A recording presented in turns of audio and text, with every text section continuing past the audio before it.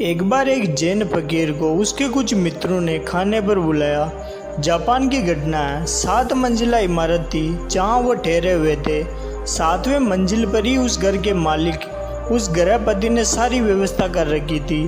उस गृहपति ने अपने और भी बहुत से दोस्त और सितारों को बुलाया था। सभी उस 7वीं मंजिल पर बैठकर उस जैन फकीर की बातें सुन रहे थे। तभी अचानक भूकंप आ गया। जापान में भूकंप आते भी बहुत हैं। जैसे ही भूकंप के झटके महसूस होने शुरू हुए, सभी उठकर भागे। दरवाजे और सीढ़ियों पर बहुत भीड़ हो गई। करीब 100 के आसपास लोग थे। सभी भाग रहे थे। वो गृहपति भी भाग ही रहा था कि वो सीढ़ियों में फंस गया। तभी अचानक उसे याद आया कि कार्यक्रम के मुख्य अतिथि व जैन फकीर तो कहीं दिख ही नहीं रहे हैं। कहीं वो कमरे में ही तो बसे नहीं रह गए। वो उन्हें देखने वापस कमरे में गया। उसने देखा तो वो देखकर दंग रह गया। वो जैन फकीर तो पलेती मारे आंखें बंद किए एकदम शांत चित्त से बैठे हुए थे। ऐसा लग रहा था जैसे बुद्ध की शांति से भरी प्रतिमा हो। चारों तरफ हाहाकार और हल्ला मचा हुआ था। सभी अपनी जान बचाकर अंधाधुंध भाग रहे थे। बिल्डिंग में तो भूकंप के झटके महसूस हो रहे थे, लेकिन यहाँ ये फकीर तो बिना विचलित हुए ध्यान में मगन थे। उस फकीर के चेहरे की शांति उस गृहपति को अपनी ओर चुंबक की तरह खींच रही थी। उसका रूप, उसकी शांति और उसका आनंद सम्मोहित कर लिया था। गृहपति को खींचा चला आया जैसे कोई चुंबक से खींचा चला है। आकर बैठ गया फकीर के पास। भूकंप आया और गया। कुछ देर बाद जैन फकीर ने अपनी आंखें खोली और भूकंप की वजह से जिस जगह उनकी बात रुक गई थी उसी जगह से उन्होंने अपनी बात दोहराना शुरू किया। गृहपति ने कहा, महाराज, अब मुझे कुछ भी याद नहीं है कि हम क्या बात कर रहे थे और कहाँ पर हमारी बात रुक गई थी। सारे शहर में हाहाकार मचा हुआ है। सभी अपनी अपनी जान बचाकर भाग रहे हैं। इतना बड़ा भूकंप का झटका आया है। अब तो इसके बाद मुझे ये भी याद नहीं है कि हम किस बारे में बात कर रहे थे। इसलिए आप कृपया करके ये बातें दोबारा शुरू ना करें। और अब ये बातें मैं आपसे पूछना भी नहीं चाहता हूँ। अब तो मैं आपसे कुछ और ही पूछना चाहता हूँ। गृहपति बोला, महाराज, एक बात बताइए कि भूकंप आने पर हम सब भागे, पर आप क्यों नहीं भागे? जैन फकीर ने कहा, भागा तो मैं भी, लेकिन तुम सब बाहर की तरफ भागे और मैं अपने भीतर की तरफ भागा। जिसे जहाँ सुरक्षित महसूस हुआ वो वहाँ भागा। लेकिन मैं कहता हूँ कि तुम्हारा बाहर की तरफ भागना व्यर्थ था। भूकंप यहाँ भी है। भूकंप 6ठी मंजिल पर भी है। भूकंप 5वीं मंजिल पर भी है। भूकंप 4थी मंजिल पर भी है।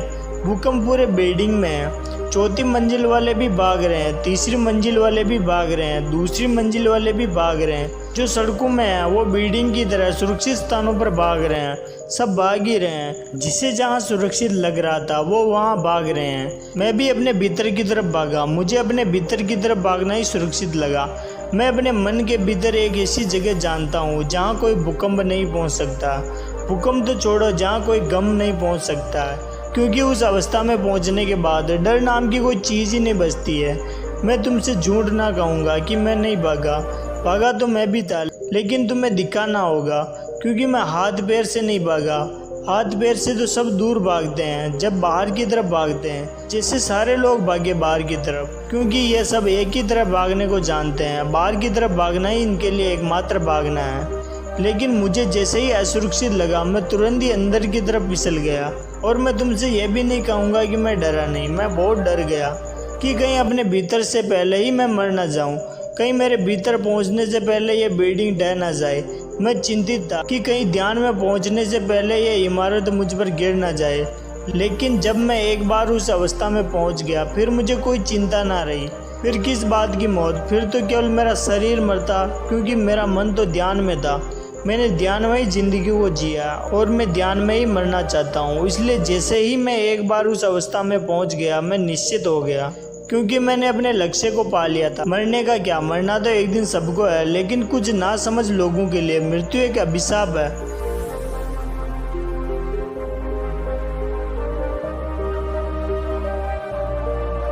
कि आपके जन्म से पहले जब आपने अपनी माँ की कोख में विकसित होना शुरू किया था, उसी क्षण से आपने मरना शुरू कर दिया था।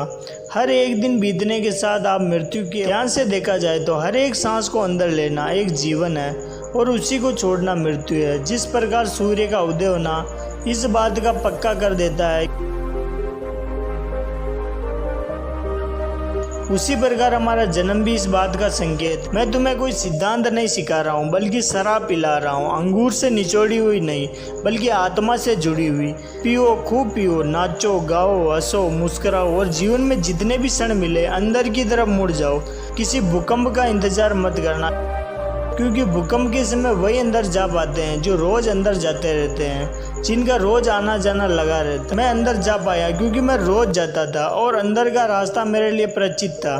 ये मत सोच कर बैठो कि जिस दिन मृत्यु आएगी उस दिन ध्यान कर लेंगे, नहीं हो पाएगा। अगर जीवन भर धन की चिंता की है तो मरते वक्त भी अंदर धन की चिंता चलती रहेगी। अगर पद की चिंता की है तो मरते वक्त भी और उच्च पद प्राप्त करने की लालसा लिए मरोगे, क्योंकि अपने पूरे जीवन में हम जो कुछ भी करते हैं मरते वक्त वही सारे विचार और कर्म हमारे आंखों के सामने से छोटे रूप में गुजरते हैं। मरते वक्त एक बार हमारी पूरी जिंदगी हमारी आंखों के सामने से गुजर जाती है। संक्षिप्त में कहूँ तो जिंदगी भर हम जो भी करते हैं अंत समय में हम वही महसूस करते हैं। अगर हमने पूरी जिंदगी भर किसी को दुख पहुंचाया है तो अंत समय में उसके पश्चाताप से हम दुखी मन में ही मरेंगे। और अगर हमने जिंदगी भर अच्छे काम किए हैं तो अंत समय में हमारे पास विचार करने के लिए अच्छी यादें होंगी और हम खुशी खुशी इस दुनिया को अलविदा कहेंगे। फकीर ने उस गृहपति से कहा कि अगर तुम ध्यान में मरना चाहते हो तो ध्यान में जाना और ध्यान में जीना शुरू कर दो, ताकि मरते वक्त तुम्हें अपने भीतर जाने में तकलीफ ना हो। तुम ध्यान में इस दुनिया को अलविदा कहो। दोस्तों, हमको ये कहानी कैसी लगी है प्लीज़ कमेंट करके ज़रूर बताइएगा और वीडियो को लाइक कर दीजिएगा। अगर आपने इस चैनल को सब्सक्राइब नहीं किया हो तो प्लीज़ सब्सक्राइब कर लीजिएगा। Thank you.